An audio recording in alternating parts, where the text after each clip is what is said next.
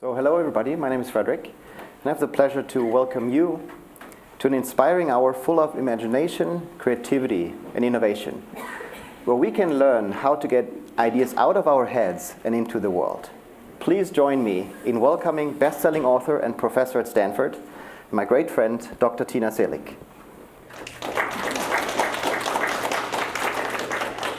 Tina, great to have you back at Google. It's so fun. Thank you very much. I've done this. This is my third time, and I'm delighted to be back. Fantastic. So you're a best-selling author and professor of practice at Stanford University, where you teach a course, it's called MSE 277, on innovation and creativity. You're also the executive director of the STVP, Stanford's Technology Ventures Program. And your books include What I Wish I Knew When I Was 20 and inGenius, a crash course on creativity. Your latest book, which I have here in my hands, is called Inside Out. So Tina, tell me, before I dive into the book, what motivated you to write this book, and where do you draw your inspiration from? Great. I think in books. It's funny, I started writing my first book many years ago. My first two books were actually on the chemistry of cooking. I realized what was happening in my lab. I knew that in great depth, but not in my kitchen. And I made a list of all the questions I had, and I couldn't find the answers. It was way back in 1991 when that book came out. And so I figured I better write a book to find the answers. So I am very curious. And in teaching classes on creativity and innovation for the last 15 years, realized there was a big hole. There was a big missing piece.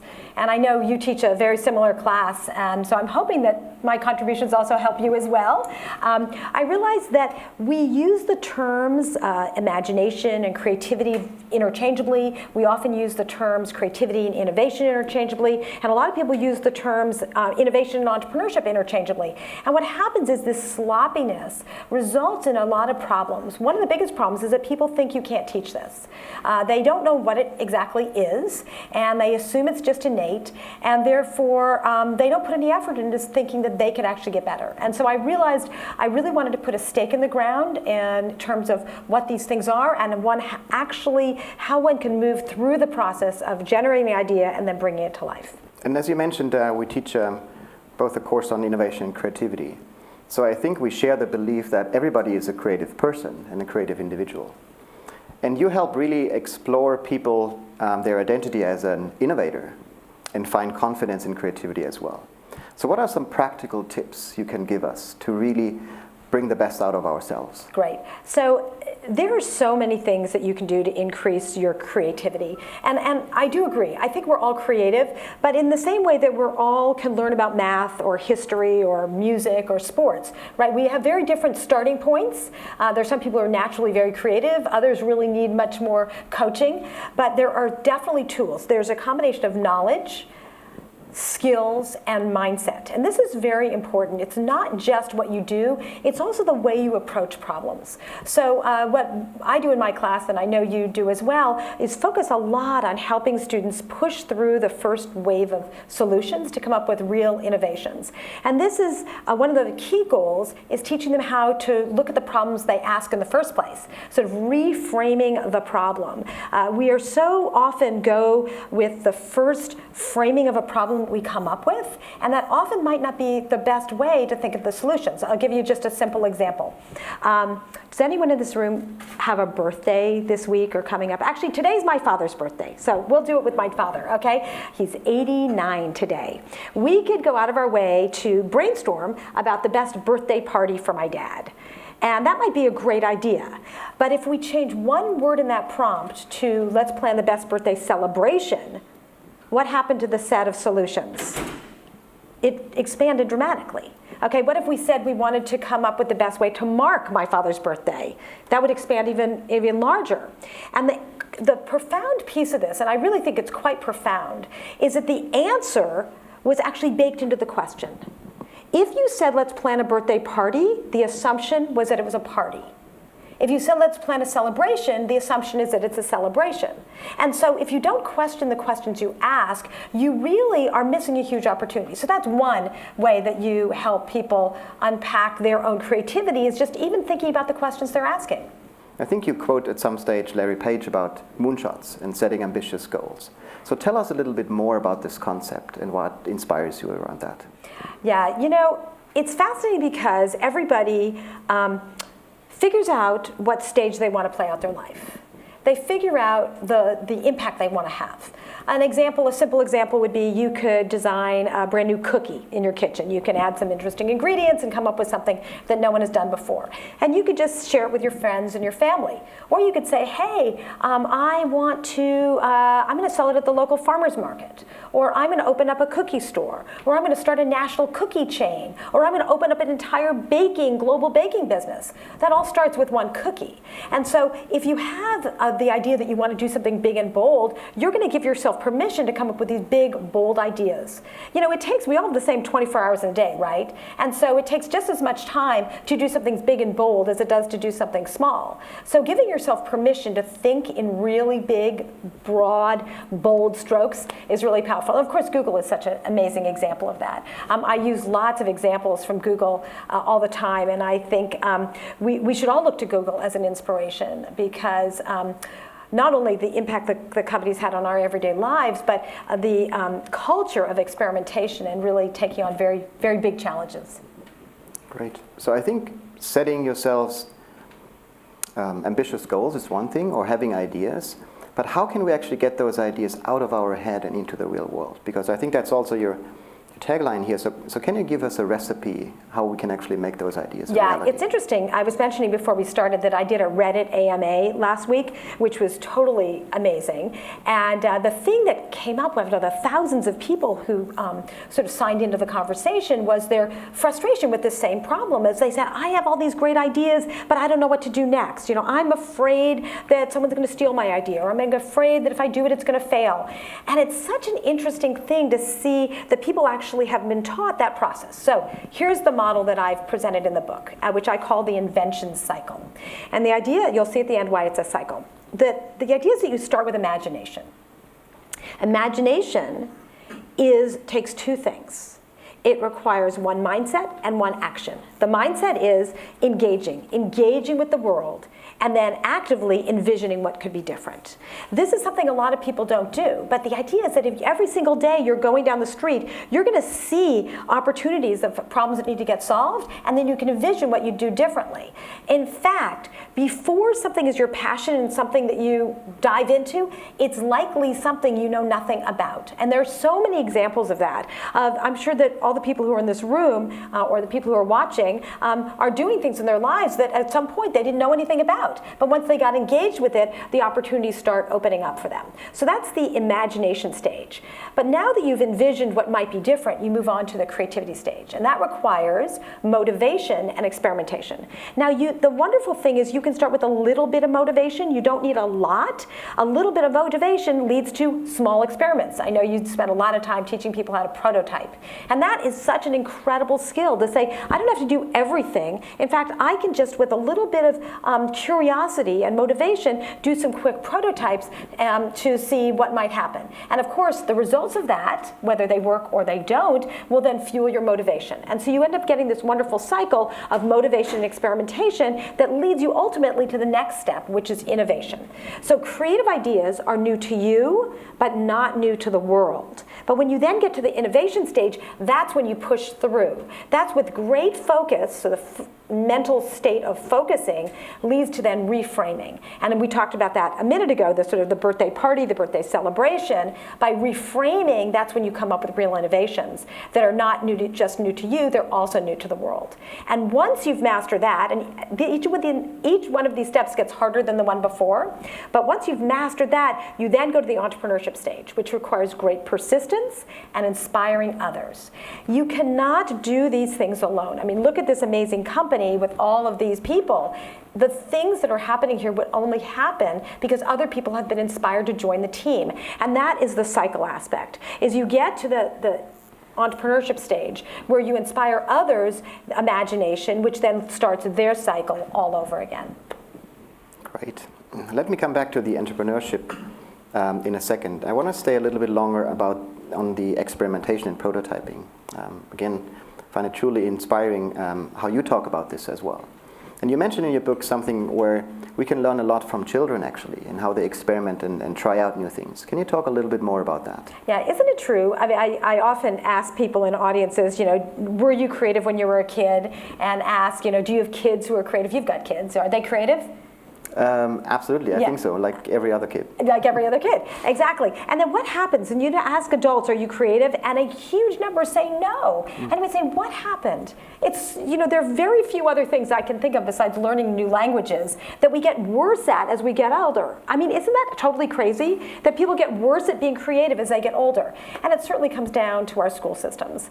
The way people are very responsive to the rules, the rewards, the incentives that are put in place. And our schools are set up in so many places, I mean, not everywhere, but in so many places where there's one right answer and you are not encouraged to come up with really creative solutions to problems. So the thing that we have to do is sort of unlearn that and to give people the permission to think the same way that they did when they were kids. Great. So we both sailed on a ship called the Entrepreneurship in March 2013. Just a kind of fascinating experience.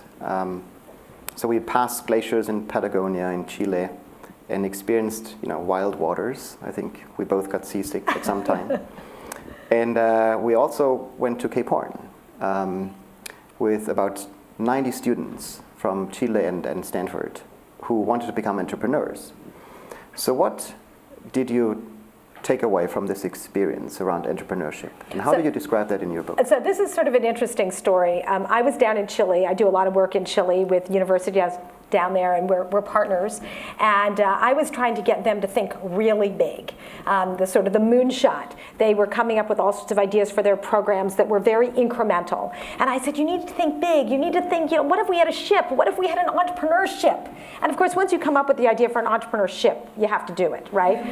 So as I write about in the book, this was a true entrepreneurial endeavor to make this happen. Once we came up with the idea, it was a very bold, new, innovative idea. But getting other people involved was quite a challenge. It was expensive. It was politically challenging. We had to recruit all sorts of people, and it took us 2 years to make that idea come to life. But it was such a wonderful experience. So we took, as you said, about 90 students and probably around 20 faculty members from several different institutions down there. And over the course of this time together, they were given local challenges. So we had people who brought in problems from the region. How to increase ecotourism, how to help the school system that was down in Chile, taking one of the ports there and figuring out how to increase their economic prosperity. And what was super fabulous about it was that these students came together from different cultures and found really remarkable ways to work together. I think they didn't quite know how that was going to work from very different cultures, different languages, different backgrounds, but by bringing them together with very, very different points of view, they were able to come up with some very exciting ideas. Fantastic. So what's the one thing, based on what you write in your book here, Inside Out, or your other books, what you would give to Googlers about moving forward and finding confidence in their creativity again? Yeah, tremendous amount is sort of an inside game.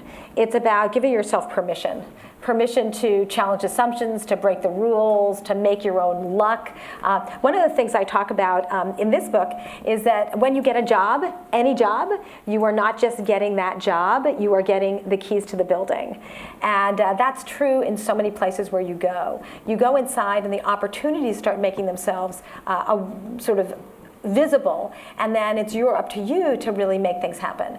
And I'm sure that this is an organization that supports that. I know at Stanford that's true, is there are so many opportunities. And I was fortunate, I came in a very different role than I'm in now, and over the 16 years that I've been there, have ended up founding lots of different programs and organizations. None of these things were in my original job description, but they were opportunities that presented themselves. So I would say really seize opportunities that are in front of you. You can do amazing things, make amazing things happen that other people can't do because they don't have the same insights you have based on your experiences. Fantastic. So I love to see how you scale kind of like your insights as well, like offering an offline course for only 40 students, then taking that online to inspire, like I think the last course was about 30,000 students participating, and now with the book even going to the millions, So congratulations on that. So what's next for Tina?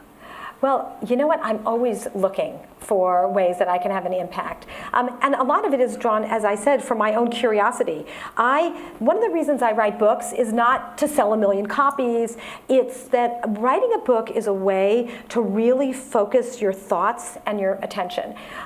Teaching is great. You have to spend a lot of time thinking things through, but you can still do a lot of hand waving when you're teaching. When you actually write a book, you need to be extraordinarily careful about your ideas. You read them over again and again. And oftentimes when I'm writing a book, I question a lot of the things that I actually believe and come up with some very, very different points of view. So I mean, I can even give you examples of that, where I start out with thinking one thing, and once I finish the book, I go, wow, that's not right at all. Or that was a superficial interpretation. It's actually much more nuanced than that. So I write books, I write to think. And it's been a really wonderful process for me. Excellent. So I want to also encourage you to give yourself permission to ask some questions. So I wanted to see if you had any tips for how we can continue to foster this really entrepreneurship culture or really creative culture in a big company. Yeah, well, you're very fortunate to be in a company that I believe really encourages this. But I know that in a lot of big companies, that's not the case. And in fact, this is something that happens a lot. You can chime in if you've heard this as well. The students come out of our classes, and they're so really enthusiastic about their newfound creative confidence and skills. And then they realize they're going to go into a company where that may or may not be supported. So there are a few things you can do. One is find like-minded people. There are always other people in the organization who are equally enthusiastic. Find them. Find your tribe in the organization. Also, do some experiments. Do some prototypes. One of my colleagues said so brilliantly in our class, and I quoted in the book, it's Rich Cox. He said, asking for permission just transfers the risk to someone else. And this is super important to keep in mind, right? If you ask your boss or your colleague or someone else on your team for permission to do something, then they can easily say no, and then you've been shut down. But if you do a little experiment and actually can show some data that it works, you're much more likely to get a yes. So do some little experiments to try out your ideas, and then go back to people with actually some real data.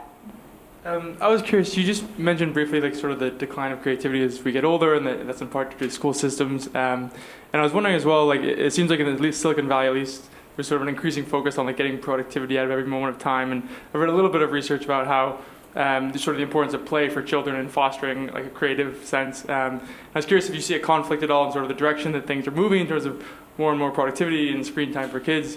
And if so, if any of your work focuses on that. Yeah, it's such an interesting thing. I was saying as I walk in here, every time I come to Google, it looks like a summer camp, right? I'm walking by, there's the organic garden, there's the volleyball court, and the question is, how does this affect your productivity? And in our discussion earlier, my understanding is in a place like this, there is an attempt to get that balance so that you end up having both the focus on your very specific project you're working on, but there's time to let loose and relax. And so I think giving yourself permission to do that is super important. And also thinking about the types of spaces that you need to do different types of work. It's something I'm very interested in, is how space affects your creativity and your productivity. I find that each of the books I've written, I write in different places.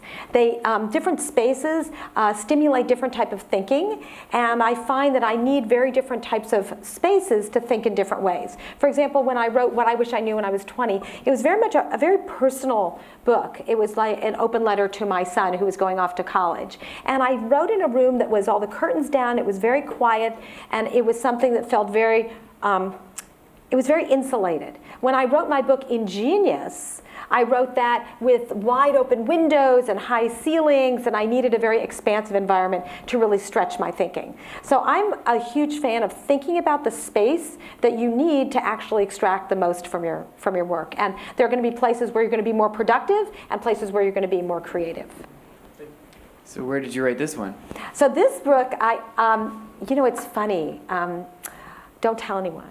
I wrote this book in bed. But I have a very nice bedroom with windows and high ceilings, and I wrote this book every morning. I would sit and write for a couple of hours, sitting in bed watching the sunrise. I guess I had another question as well. You mentioned that your thoughts on creativity when you're writing the book had changed in certain regards, and also the course has been out, I guess, over 10 years now too, Yeah. right? So how has that evolved for Yeah, the course I teach changes really at least 30% every year. I get bored very, very easily, and so I want to be as delighted and surprised by the projects as the students are. And so I also never like to give the same project twice, because I don't want to be anchored by the results of the project the students did before. So let me tell you about what we did this last quarter, which was mind-bendingly amazing. In fact, it's so amazing that I'm tempted to do it again. So you'll tell. I think maybe there's a way I can do it by reframing the question. We worked with San Quentin Prison, State Prison, which is up in Marin. And the project was on redesigning the reentry process of going from prison to freedom.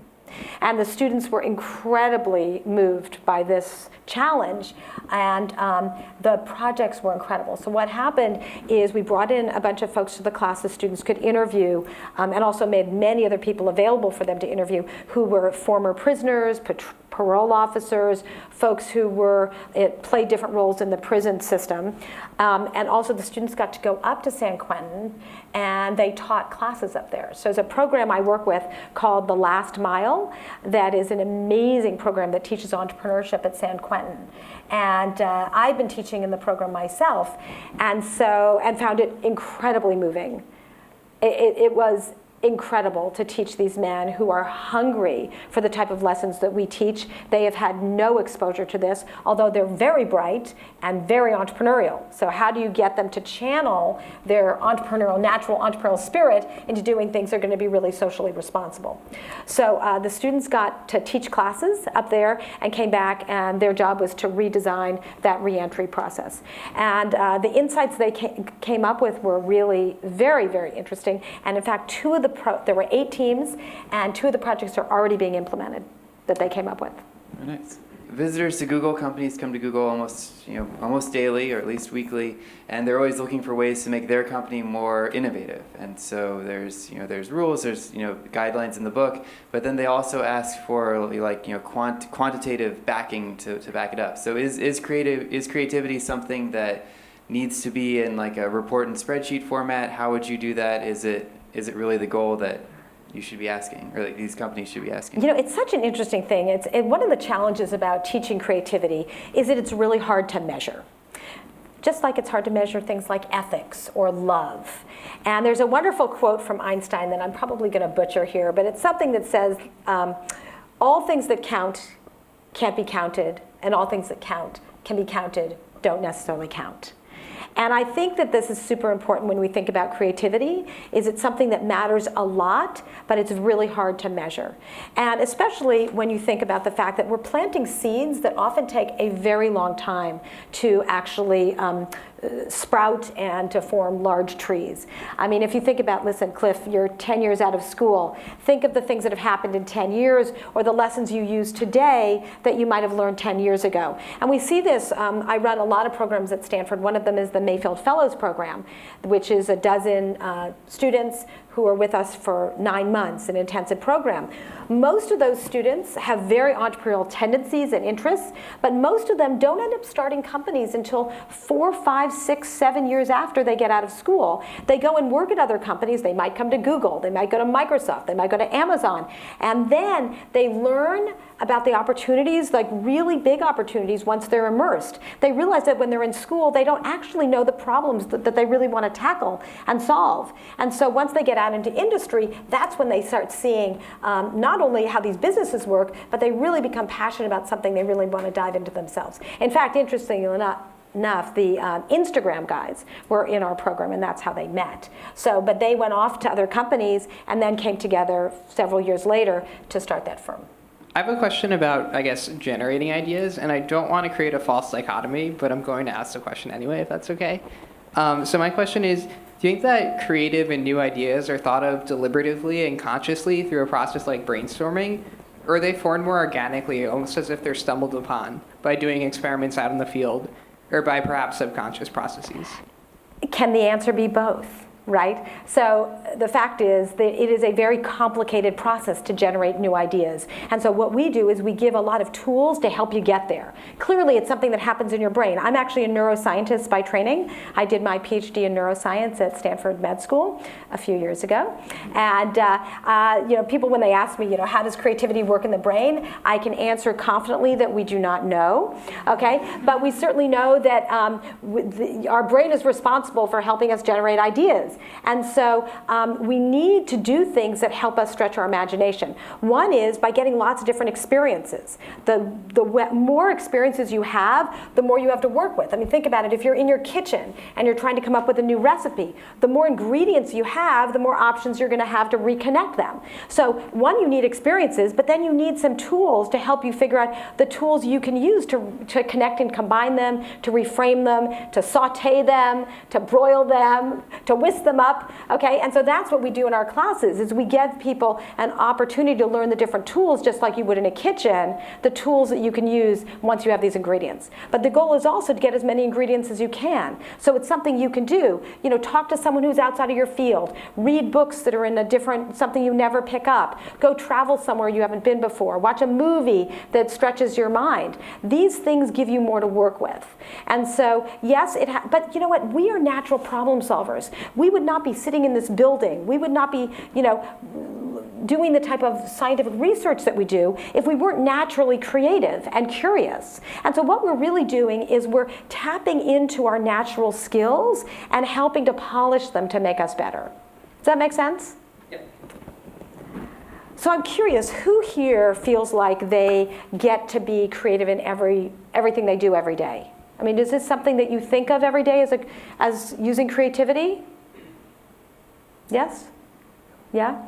I mean, it's something that's interesting. I think that one of the problems is that people often don't define what they're doing as being creative when they really are.